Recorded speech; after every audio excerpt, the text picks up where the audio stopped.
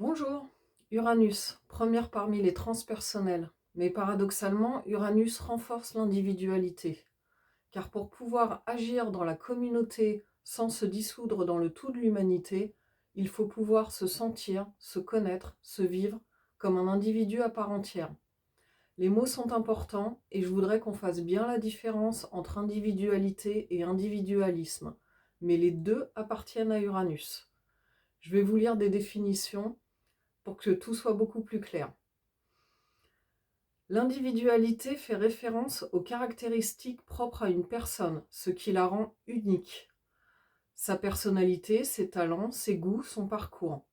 C'est une donnée neutre ou positive qui exprime le fait d'être soi-même. L'individualisme, en revanche, est une doctrine ou une attitude qui valorise l'individu avant le groupe. Il peut être philosophique, c'est-à-dire mettre en avant l'autonomie et la liberté individuelle, ou moral et social, c'est-à-dire privilégier ses propres intérêts, parfois au détriment du collectif. En résumé, l'individualité est un fait, tandis que l'individualisme est une posture ou une idéologie.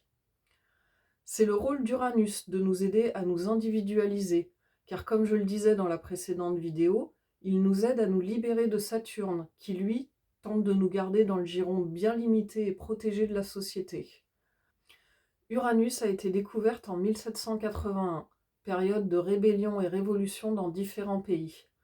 Les sociétés ont commencé à changer car les individus qui les composaient ont voulu élargir, transformer ce qu'ils devaient considérer comme un carcan.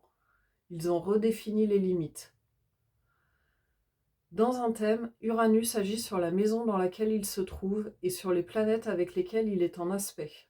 Ces mots-clés sont instable, imprévisible, décousu, excentrique, original, inventif, indépendant, égoïste, individualiste, insaisissable.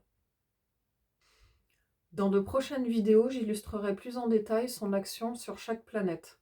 Et dans la prochaine, je vous parlerai de Neptune. À bientôt!